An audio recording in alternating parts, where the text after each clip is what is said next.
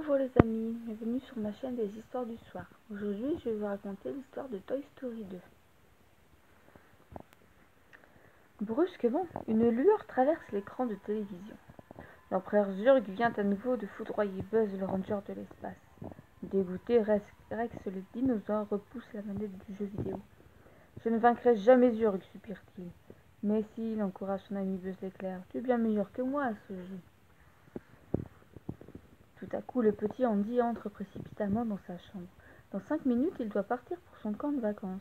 Pas question d'y aller sans son jouet favori, Woody le cow-boy. Le jeune garçon le ramasse et improvise un dernier jeu avec lui et Buzz. Mais à l'instant où il leur fait se serrer la main, le bras de Woody se déchire. Woody a du mal à y croire. Il devait passer quelques jours formidables avec Andy et à cause d'un simple accroc, tout est fichu. Le voilà maintenant rangé sur une étagère poussiéreuse, à côté de ce pauvre Siffly, le pingouin qui a perdu sa voix. Désespéré, Woody regarde par la fenêtre la voiture qui part sans lui. Les jours passent, la maison est bien calme sans Andy. Mais un beau matin, tous les jouets sont en émoi. La maman du petit garçon est venue chercher Siffly pour le vendre avec d'autres objets dans son jardin. « Buster et moi allons le ramener », s'écrie Woody en sautant sur le chien de la maison. À peine Woody a-t-il réussi à sauver le petit pingouin qu'un homme le saisit par le bras et l'emporte. « Hey, ce sale type kidnappe Woody !» hurle Buzz. Derrière ses jumelles, il voit l'homme mettre le cow-boy dans un sac puis le jeter dans le coffre de sa voiture. « Vite, il faut faire quelque chose !» s'écrie Rex le dinosaure. Sans hésiter, le ranger saute par la fenêtre, glisse le long de la gouttière, puis se lance à la poursuite de la voiture qui démarre. Buzz ne parvient pas à la rattraper, mais il a juste le temps de relever le numéro d'immatriculation du véhicule.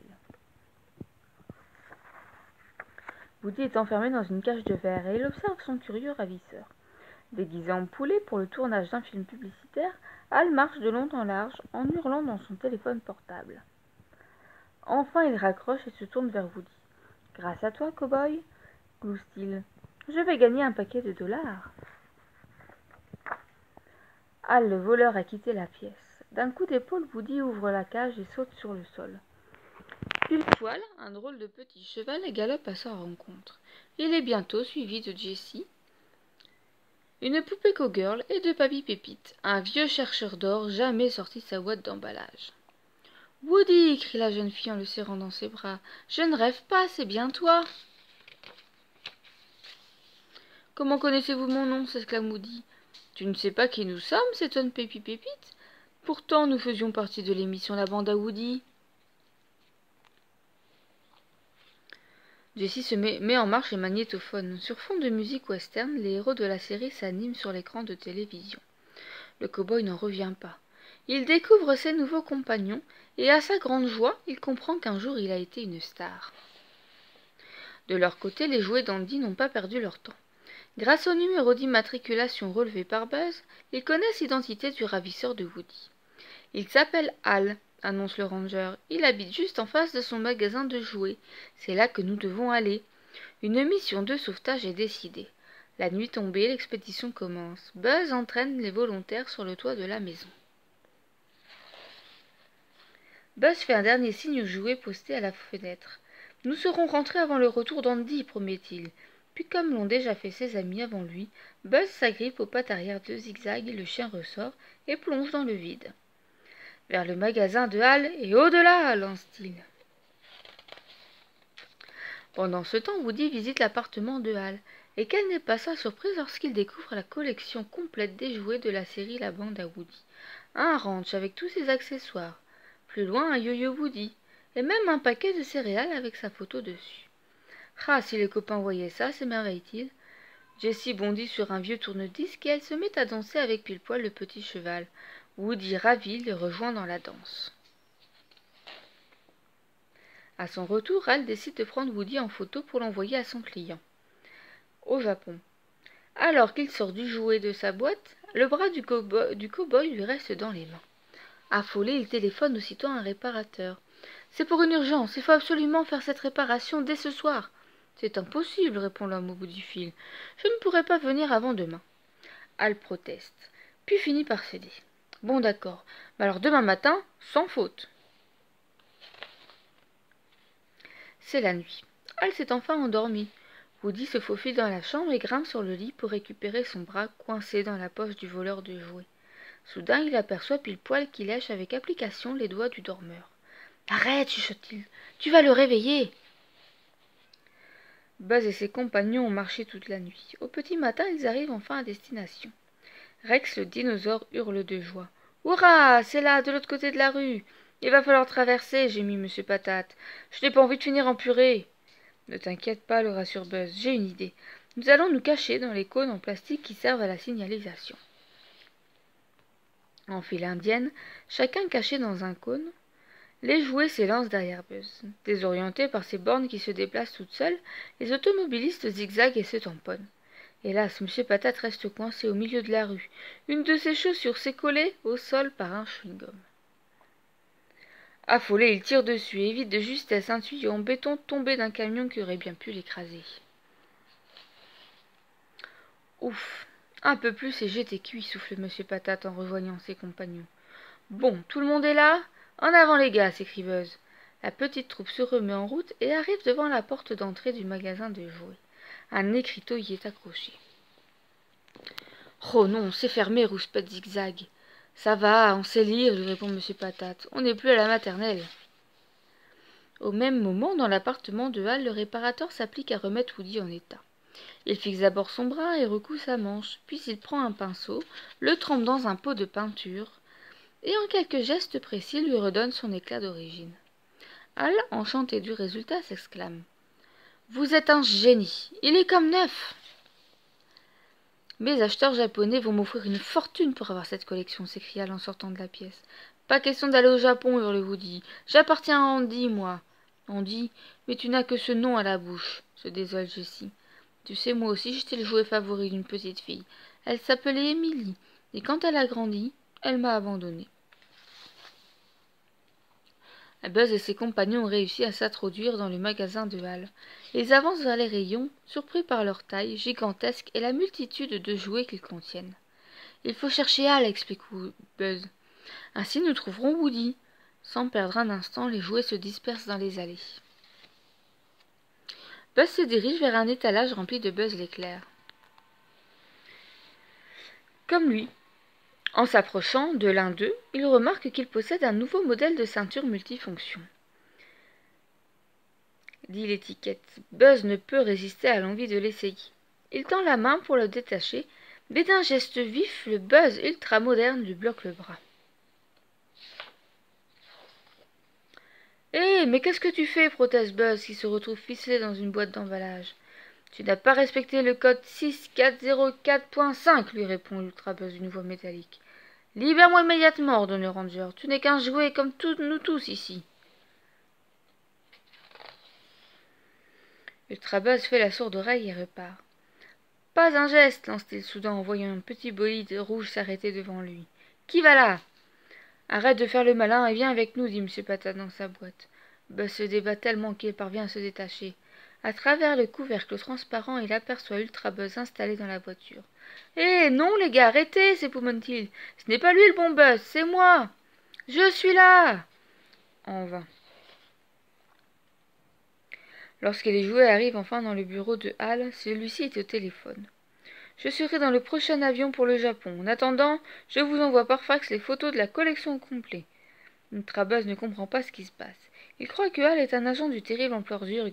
« Vite, dit-il, tout le monde dans le sac de l'espion. » Buzz est enfin libéré. Il voit Hal sortir avec un sac de voyage d'où dépasse la queue de Rex. À son tour, il va franchir la porte automatique quand celle-ci se referme. D'un coup de pied, il fait tomber une pile de boîtes qui en s'écroulant déclenche le mécanisme d'ouverture.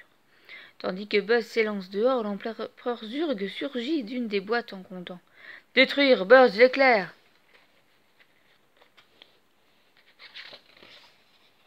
Avant que Hal ne descende de sa voiture, les jouets d'Andy sortent du sac pour le suivre. Les mains dans les poches, l'homme traverse la rue et s'engouffre dans l'ascenseur pour monter à son appartement. Zut, c'est au 23e étage, enrage Ultra Buzz. Comment va-t-on arriver là-haut, s'inquiète Zigzag. Ultra Buzz repère la bouche d'aération. Par ici, dit-il en sauvant la grille. Les jouets suivent Ultra Buzz et débouchent dans la cage d'ascenseur. Ultra Buzz déroule un câble fixé à sa ceinture et le tend à ses compagnons. Que chacun s'y accroche, leur lance-t-il. Puis, grâce aux ventouses de son équipement dernier cri, il commence à grimper. Sous les yeux étonnés de Woody et de ses nouveaux amis, la petite troupe de jouets d'Andy fait irruption dans la pièce. Au même moment, Buzz l'éclair surgit de la bouche d'aération. « Mais qui est le vrai Buzz ?» s'exclame Woody. « Moi !» répondent en chœur les deux Rangers. « Non, c'est moi !» s'énerve le Ranger en montrant le nom d'Andy inscrit sur sa chaussure. « Et maintenant, Woody, tu viens avec nous, tu es en danger ici. » « C'est impossible, répond le cow-boy. Je fais partie d'une collection très rare qui sera exposée dans un musée au Japon. Mais enfin, s'emporte Buzz, tu appartiens à Andy. Pour combien de temps? Un jour, il ne jouera plus avec moi et je finirai dans un placard. Woody s'arrête. Pour convaincre Buzz, il met en marche le magnétoscope. Les images de la bande à Woody défilent à l'écran. Tu vois, c'est moi. À l'époque, j'étais une star. Découragé, Buzz préfère s'en aller. Tandis qu'il s'éloigne, Woody regarde avec émotion la dernière image. Un petit garçon serre son jouet sur son cœur. Le cow-boy soulève alors la boîte et gratte la peinture neuve sur la semelle. Le nom d'Andy y est toujours gravé. Woody est souvent pris de remords. Il fonce vers la bouche d'aération pour retrouver ses vieux amis. « Hé les gars !» s'écrie-t-il. « Attendez-moi, je viens avec vous !» Mais au moment où il va pour les rejoindre, Papy Pépite bloque la grille et menace de sa pioche. « Pas question, tu dois partir avec nous. Le musée n'achètera la collection que si elle est complète. Et moi, je ne veux pas rester toute ma vie dans ce magasin. » À cet instant, des pas résonnent dans le couloir. Hal est de retour. Vite, chacun regagne sa boîte. À travers la grille, Buzz voit Hal enfermer Woody, sa bande, dans la mallette verte. Puis quitter son appartement. Vite, tous à l'ascenseur, lance le ranger. Les jouets se précipitent dans le conduit d'aération. L'ascenseur arrive. Il se prépare à sauter sur son toit lorsque, surgissant de l'ombre, l'empereur Zurg apparaît. « Préparez-vous à mourir !» hurle-t-il en pointant son arme. « Attention !» s'écrie Rex. « Il y a un désintégrateur à faisceau ionisant. Oh non, je ne veux pas voir ça !» ajoute-t-il. Alors qu'il tourne sur lui-même, sa queue balaye l'empereur Zurg. Celui-ci perd l'équilibre et bascule dans le vide. L'heure est venue pour l'Ultra Buzz de faire ses adieux. « C'est ici que nos routes se séparent, déclare-t-il. Bonne chance à vous tous !» Zigzag s'élance alors du haut de la trappe d'urgence de l'ascenseur et réussit à ouvrir la mallette verte où est enfermé Woody. Il s'apprête à le remonter, mais Papy Pépite s'agrippe au cow-boy pour l'empêcher de sortir. Raté. Zigzag rebondit avec un drôle de bruit mécanique. Hal n'a rien vu, rien entendu. Une fois au rez-de-chaussée, il se dirige sur sa voiture et s'en va en direction de l'aéroport. Se lançant à sa poursuite, M. Patate entraîne ses compagnons vers un camion de livraison du Pizza Planet. Buzz s'installe au volant. « Zigzag, tu prends les pédales. Rex, tu nous guides, » commande-t-il. « Quant à vous, Bayonne et Patate, occupez-vous du changement de vitesse et des boutons. » Lorsque Buzz et ses compagnons arrivent à l'aéroport, Hal a déjà pris son billet au comptoir d'enregistrement. « Le voilà !» s'écrie Buzz en l'apercevant. Les jouets se glissent parmi les bagages. Buzz repère une caisse de transport pour chat. « Vite, tous à l'intérieur !» ordonne-t-il. Les jouets s'installent dans la caisse et sortent leurs jambes. On dirait une énorme chenille qui se déplace. Ils zigzaguent ainsi entre les passagers et viennent se placer derrière Hal. Celui-ci dépose sa mallette devant l'employé de la compagnie. « Prenez-en soin, lui recommande-t-il. Ce qu'elle contient est très précieux. » L'employé pèse le bagage, y accroche une étiquette et le pose derrière lui sur le tapis roulant. Doucement, la mallette verte s'éloigne. Dès que l'employé a le dos tourné, Buzz donne le signal. « Allons-y !» D'un même effort, les jouets soulèvent la caisse pour la déposer sur le tapis roulant. « Dès que nous aurons franchi le sas, il faudra retrouver la mallette, » prévient Buzz. Monsieur Patate pousse un cri d'effroi en découvrant le nombre de tapis roulants surchargés de bagages qui s'entrecroisent. Un vrai labyrinthe. « Où est passée la mallette ?» demande Zigzag affolé. Buzz l'a repérée. Se servant d'une valise pleine à craquer comme d'un tremplin, il s'élance vers elle.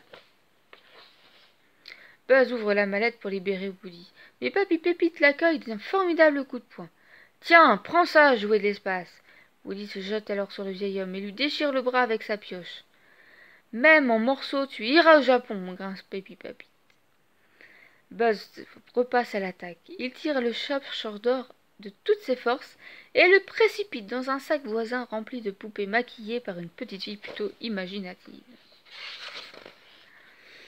Le chercheur d'or se débat au fond du sac. Il hurle de terreur en découvrant l'épopée des figurés qui vont désormais lui tenir compagnie. « Non, je vous en supplie, implore-t-il, ne me laissez pas là, au secours !» Buzz et Woody lui adressent un dernier signe avant de refermer le sac. « Bon voyage, Papy Pépite !» Finalement, pile poil, le petit cheval a réussi à sortir de la mallette. Mais Jessie est toujours prisonnière. Bayane accourt vers eux en hurlant. La mallette n'est plus sur le tapis roulant et Jessie est restée coincée à l'intérieur. Woody et Buzz sautent alors sur le dos de Pile-Poil et s'élancent à la piste de décollage. « Elle est là !» s'écrie Woody en montrant la mallette placée au sommet d'un chariot à bagages. Pile-Poil file comme le vent et rattrape le chariot. Woody parvient à s'y accrocher. Il saute dedans, rampe pour atteindre la mallette, quand brutalement le chariot s'arrête devant l'avion. Sous le choc, le cow-boy bascule et tombe entre les bagages. Lorsqu'il reprend ses esprits, il est trop tard. La mallette entre dans la soute à bagages. Caché dans un sac de golf, Woody entre à son tour dans la soute. À peine a-t-il libéré Jessie que les portes se referment. Le voilà prisonnier avec son ami. Qu'allons-nous faire, s'angoisse le cow-boy. La cow-girl. Woody soulève une trappe et lui montre le train d'atterrissage. On va descendre par là. Je n'y arriverai jamais, gémit-elle. Woody passe le premier, cramponné à un essieu central, et commence à descendre. Tout à coup, l'avion démarre et le cow-boy perd l'équilibre. Heureusement, Jessie le saisit par le bras et le sauve. L'avion va décoller.